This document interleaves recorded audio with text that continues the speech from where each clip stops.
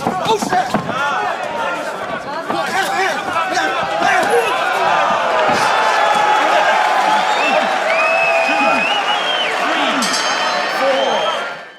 Ladies and gentlemen, this 74-kilogram catchweight contest is scheduled for three-minute rounds. Once again, introducing your fighters. First, in the blue corner, make some noise for Tom Archer. And his opponent standing across the cage in the red corner, let's hear it for Marcos C. Well, ladies and gentlemen, three-minute rounds to separate these two 74-kilogram athletes. Marcos Nzee is fighting out of the red corner. He's in the black shorts with green trim as he takes on Tom Archer in the black-blue manto, fighting out of the blue corner. Nice movement from both of them, looking each other out a bit. Yeah, Cagey's not a fair description, but they're taking their time. They're measuring. Yeah. Oh, big shots there. He says he was measuring, and commentators curse.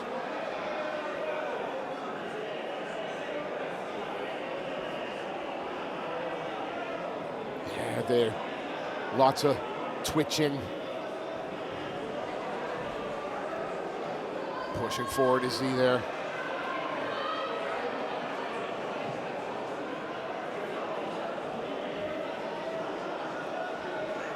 And in these initial exchanges of a fight, when you're sort of those first 30 seconds or so, what are you looking for? Like, what are each of them looking for? Are they looking for a tell? Are they looking for a range? I think it's more like a flow, the feeling.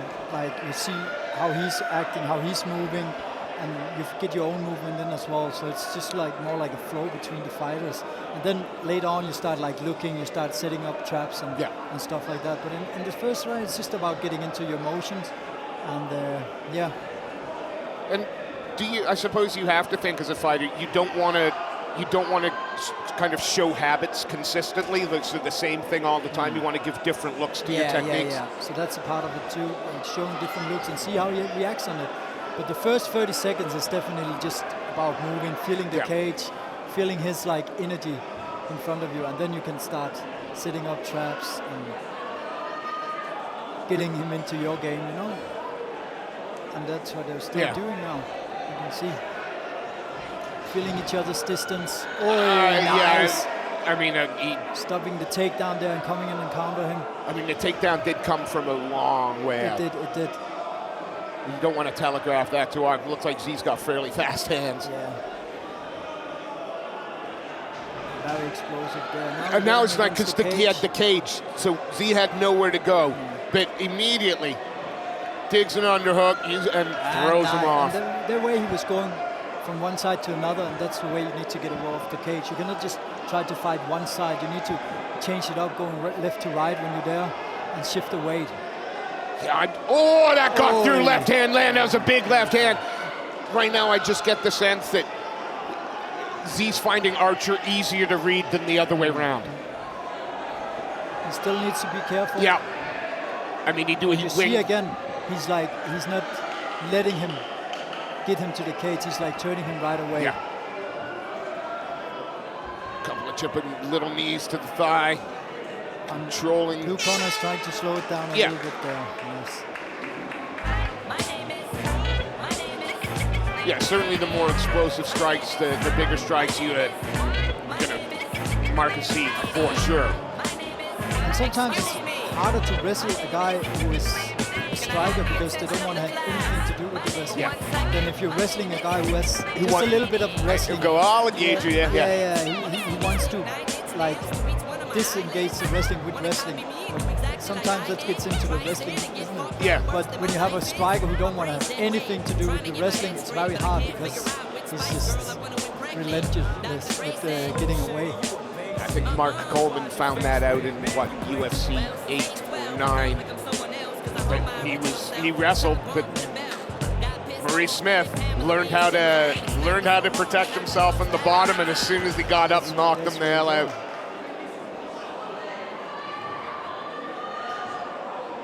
Might have been a little bit later than UFC 8. I apologize if there's anybody out there that's offended by my lack of knowledge. But it's in the first 12 for sure. Touch gloves.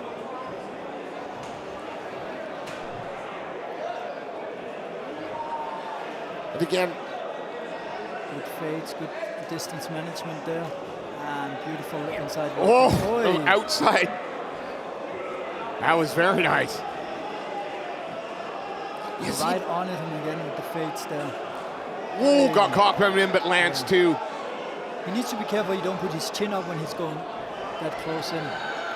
Nice sprawl out. Up he gets it, out of dodge. Got away from the cage, you see? So he's turning away, trying to take the middle every time. Ducks under that. It's gone with the single. High crotch maybe. Digging in those little shots though. Is Nzee making life uncomfortable? Good position there. And he's under the chin. Nice. Tries to drag him down so he gets the knee underneath him, back against the cage, and then chips away with shots. And it just makes it very harder to take people down when you're getting punched in the face at the same time. And it's not going to hurt you, but it's just very frustrating and annoying.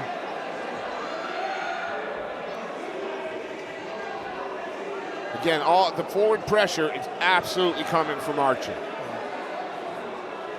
But I would suggest again, onto the back. Now this is trying to work to get a hook in.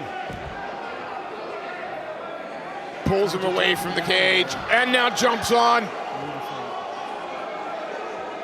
Just the one in though. And Nzee like a weebly, a wobble, but he won't fall down. He doesn't allow it to being on his knees like that. Turns into him. And looks to this again. Wrestling. Now he's going boom. Shot for shots there. Yeah, he's got Archer backed up against the cage though. And that's the thing when you've been going from wrestling and then you have to go into striking, you need to stay on them. Almost found a home for that right. Oh, I feel like he seems a bit. Big shot lands there as well, but as soon as the shot lands, the range is closed. Now he's got him on the back. Let's see what he can do from here. Not a lot of time left in the round, just over 30 seconds. Oh, nice pound there. And all he's doing is covering up. He needs to be active. The judge is looking closely there. Yeah, Nico Joker, one of the best we've got. Just keep hitting him. Oh, he looks for the neck. Can he get it from here? No, he's lost it. And it's changed now. 10 seconds left into the round. What a round. Absolutely fantastic. Beautiful display. This isn't going to be the cleverest thing I've said, but it's either 1 each or 2-0. Yeah. And I'm not sure which one it is.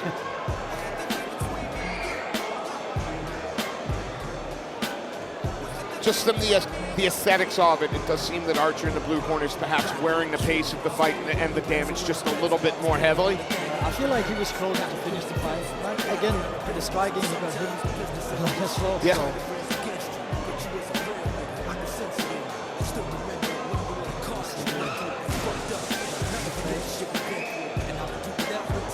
Deep breaths coming out of the blue corner. And the red corner. Yeah, well, they've worked hard.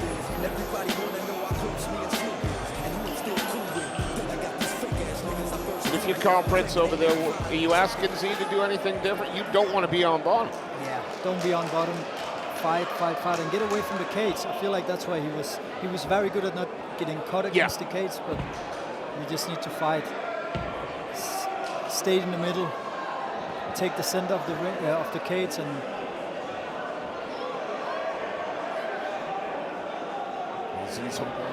Nzee starts the round, holding the center of the cage. I would love to see a little bit more level change from both of those guys. Yeah.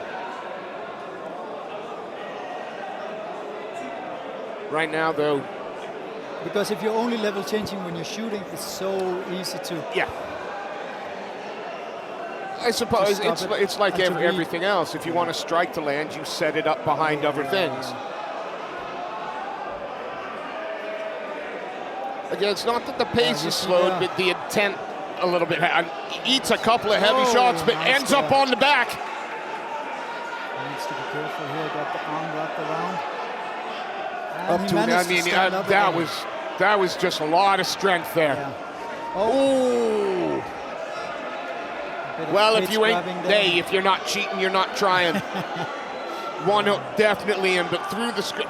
Oh, he falls off again. And he calls him back up. I think Marcus Nzee wants this on its feet. Yeah. And it's very hard to keep people down now. It's the third round. They're both sweaty. Oh! We got a knockout. It's over. Right one hand to moment, left hook. one shot. He takes it. It's finished. Oh, take a bell. Yeah, beautiful work. Out of nowhere. Oh, yes, please.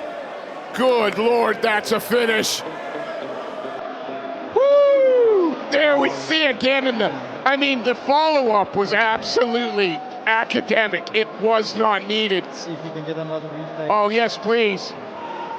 Well, if we're not giving performance bonuses out today, if I'm Marcus Nzee, I think I'm going to be a little bit and now doing some push-ups on the cage.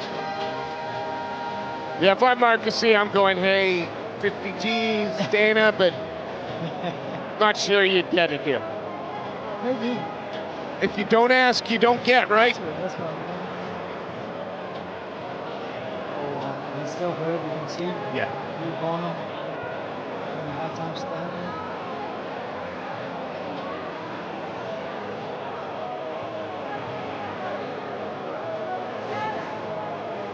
I mean, it wasn't a tickle contest to finish it. I mean, he landed some big, heavy shots. And as I said, the aftershock, the 2 or 3 after the stop. Yeah. Wowzers.